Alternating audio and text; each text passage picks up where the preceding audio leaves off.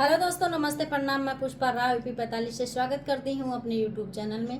तो दोस्तों, मेरे चैनल का नाम है पुष्पा राव यूपी 45। दीदी के चैनल का नाम है रंजना सरगम। आप लोग हम लोग के चैनल को जरूर सब्सक्राइब करें और चैनल के माध्यम से बहुत प्यारा प्यारा गीत आ रहा है। आप लोग सुनिए और कमेंट करके बताइए कि हम लोग का गीत कैसा लगता है। राधे राधे दोस्तों।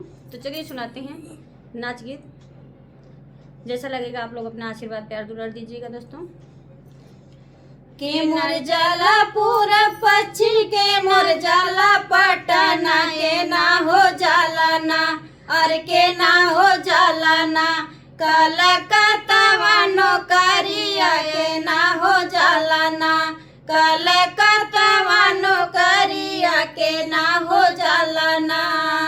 ससुरु जाने पूरा पश्चिम, भसुरु जाने पटना, बलमुआ जाने ना, मोर बलमुआ जाने ना, कलकत्ता नौकरिया बलमुआ जाने ना, कलकत्ता नौकरिया बलमुआ जाने ना। के नर देला सुंदर साड़ी, के नर देला कंगना, के ना हो लेवना और के ना हो देलाना, जियरा हाथानी टिकुलिया के ना हो देलाना, जियरा हाथानी टिकुलिया के ना हो देलाना।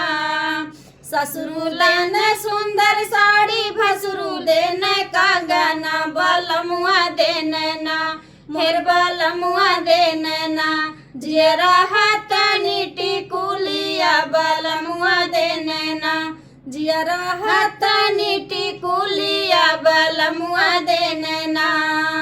के मोर जाला पूरा पश्चिम, के मोर जाला पटना, के ना हो जाला ना, और के ना हो जाला ना, कलकत्ता नौकरिया के ना हो जाला ना, कलकत्ता नौकरिया के ना हो जाला ना।